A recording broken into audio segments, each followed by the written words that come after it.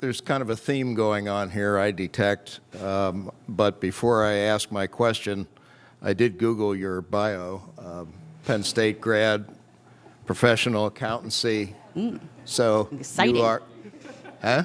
It sounds exciting. The reason I'm bringing that point up is because you clearly are in the right spot at the right time to provide assistance and guidance to all the agency chiefs, the governor, everybody in the administration. Thank you very much. In accountancy, precision is, I was going to say important, it's actually critical because everybody uses those numbers as guidelines to run their program. But I detect some accounting sleight of hand in here. And specifically, here's what I'm talking about. The proposed budget shifts about $308 million out of fiscal year 1920 into 2021, meaning we improperly mismanaged our budget for that year. Then going forward, medical assistance, community health choices, community waiver program collectively is well, that's $308,000, and then community health choices is another $388,000. So DHS was here yesterday, and they admitted, yep, there's an $801 million shortfall. I'll use that term.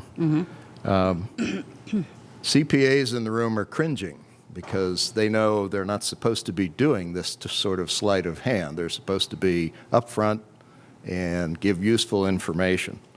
So what is your response to that? Has anyone in the administration come to you and with your background, did you tell them, hey, you can't do this?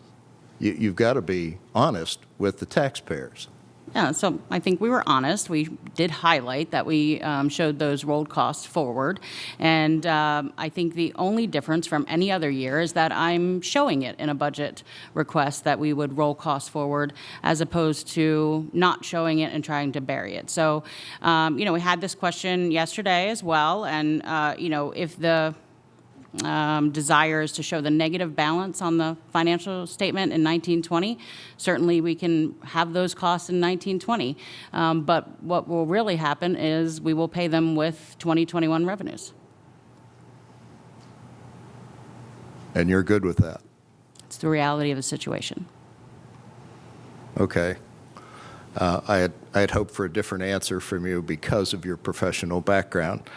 It's been referenced already one time that if you add all these irregularities up, there's roughly a $2 billion shortfall imposed upon us by DHS, who is prepared to welcome everybody at any time for any reason, and we owe them money. I think there's general agreement that's unsustainable. Do you have any comment about how we can get these costs in hand?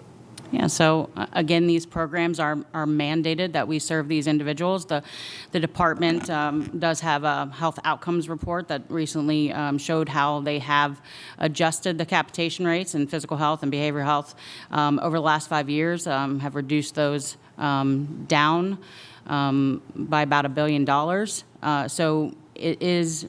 The situation is really that the services they provide are just increasing in need, and they have talked about that. And it's the aging population, it's the disabled population, and those are driving those costs. And while they continue to try to put efficiencies in those contracts, value-based purchasing and things like that, there is not a day goes by that I don't hear from someone about how our rates aren't high enough. And at the same time, they want the spend to go down.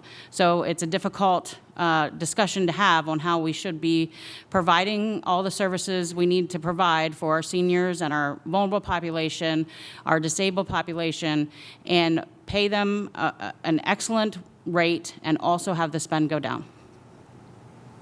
Well, as long as we keep the Pennsylvania taxpayers in mind, I would appreciate that. I know they would too.